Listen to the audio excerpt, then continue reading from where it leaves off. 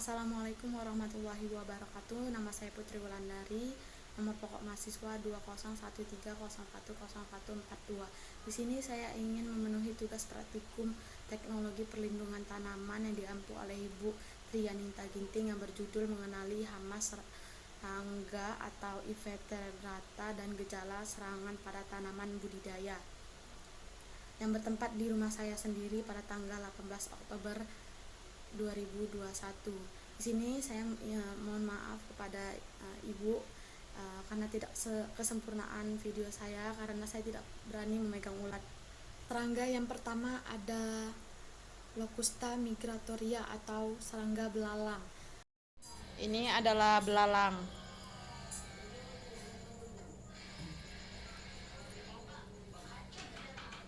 Untuk klasifikasi dari belalang ini, familinya itu Acrididae, untuk genusnya itu Locusta, dan untuk spesiesnya itu L. migratoria.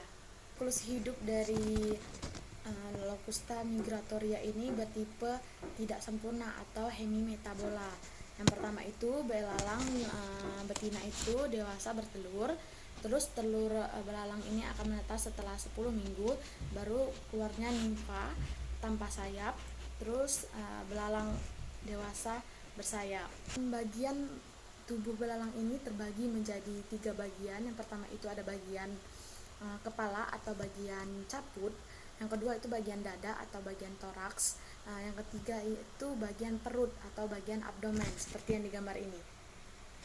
Untuk gejala serangan pada hama belalang ini dia mengakibatkan daun itu sobek dan berlubang-lubang besar. Untuk cara pengendaliannya itu kita bisa dengan secara kultur teknis, yaitu dengan cara pengolahan lahan atau membajak lahan. Kedua itu bisa secara hayati atau dengan cara predator alami seperti taon, semut, burung, dan lain-lainnya. Yang ketiga itu kita bisa dengan secara kimiawi atau secara insektisida.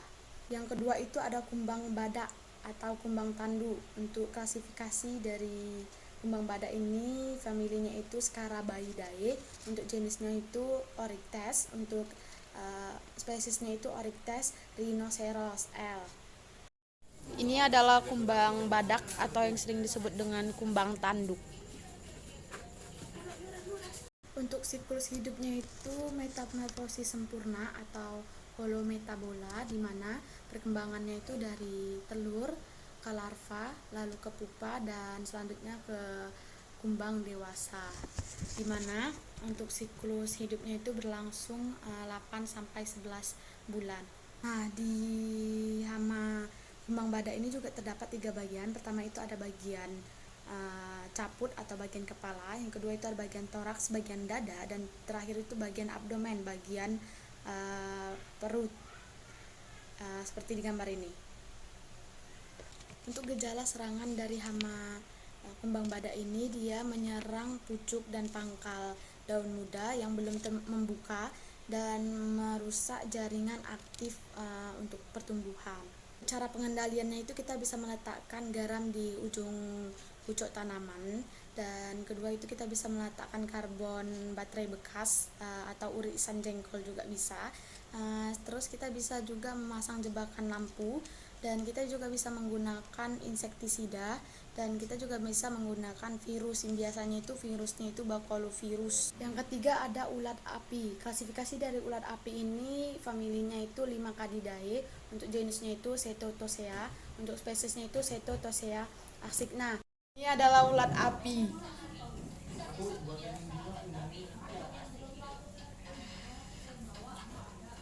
Siklus hidup dari ulat api ini dia berkembang sekitar 106 sampai 138 hari.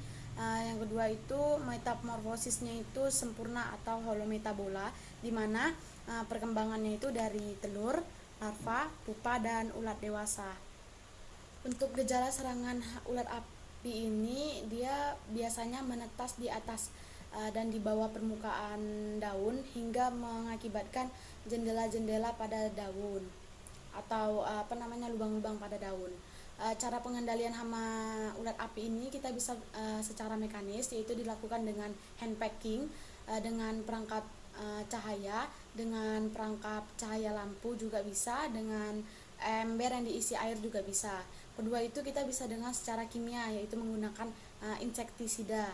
Yang ketiga itu kita bisa menggunakan secara biologis atau dengan memanfaatkan musuh dengan cara melindungi atau melestarikan dan membantu meningkatkan perkembangan musuh alami.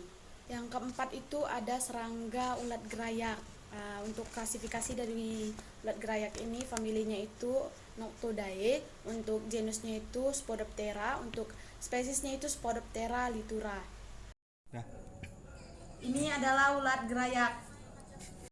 Siklus hidup dari hama ulat gerayak ini, dia metamorfosis bertipe sempurna atau holometabola, di mana perkembangannya itu melalui stadia, yaitu telur, larva, pupa, dan imago. Untuk gejala serangan ulat gerayak itu dia menyerang tanaman seperti tomat, sawi, jagung, buncis, kangkung, bayam, dan tanaman budidaya lainnya, di mana larvanya itu dia masih muda yang akan merusak daun dan meninggalkan sisa-sisa pada epidermis bagian atas dan tulang daun pada tanaman budidaya.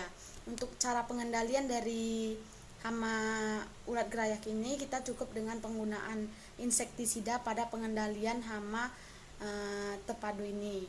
Untuk kedua itu kita bisa dengan rotasi tanaman untuk memutus rantai daur hidup hama ulat gerayak ini. Ulat penggulung atau ulat yang berada di daun pisang, untuk klasifikasi dari ulat penggulung ini, familinya itu Hesperidae, untuk genusnya itu Erionata, untuk spesiesnya itu Erionata Trax L. Ini adalah ulat kepompong.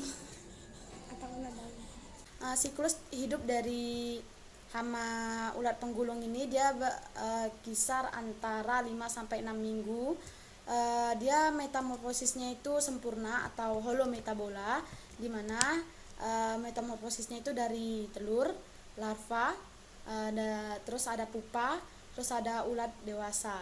Gejala serangan hama ulat penggulung ini, dia menyerang daun pisang yang menyerupai bentuk tabung, dan apabila dibuka maka akan ditemukannya ada ulatnya di situ. Untuk cara pengendaliannya itu kita bisa dengan cara mekanis, yaitu cara membuang atau memusnahkan ulat di dalam gulungan daunnya itu. Yang kedua kita bisa dengan cara biologi menggunakan predator burung gagak dan burung kutilang juga bisa.